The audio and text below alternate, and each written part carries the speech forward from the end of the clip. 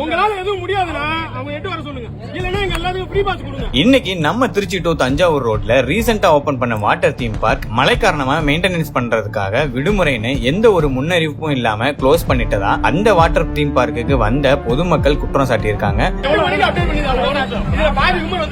அடுத்த நாள் காலையில நீங்க பண்றீங்க, யாரோ லாங்ல இருந்து வருவாங்க, அதெல்லாம் நீங்க சொல்ல முடியுமா கிளீன் பண்ணிட்டு இருக்கோம். இதுக்காக சேலம், நாமக்கல், மயிலாடுதுறைன்னு பல்வேறு மாவட்டங்கள்ல இருந்து கார் வேனுன்னு செலவு பண்ணிட்டு வந்த மக்களும் க்ளோஸ் பண்றதுக்கு முன்னாடி அனௌன்ஸ் பண்ணிருக்கணும், இல்ல கூகுள் மேப்லயாச்சும் நீங்க அப்டேட் பண்ணிருக்கணும்னு கேட்டதுக்கு நிர்வாக சைட்ல இருந்து நெட்வொர்க் சரியா கிடைக்கலன்னு சொல்லியிருக்காங்க.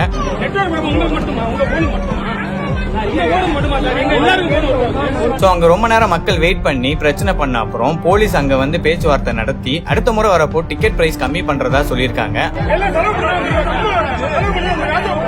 உங்களுடைய நியாயத்தை சொல்றாங்க, இந்த ஃப்ரீ பாஸ் கொடுத்து வேலைய முடியும். ஆனா இதுக்காக எங்களால திரும்ப செலவு பண்ணிட்டு வர முடியாதுன்னு சொல்லி மக்களும் ஃப்ரீ பாஸ் கொடுங்கன்னு கேட்டது பிறகு பல மணி நேரம் கழிச்சு அங்க வந்திருந்த மக்களுக்கு ஃப்ரீ பாஸ் கொடுத்ததா சொல்றாங்க.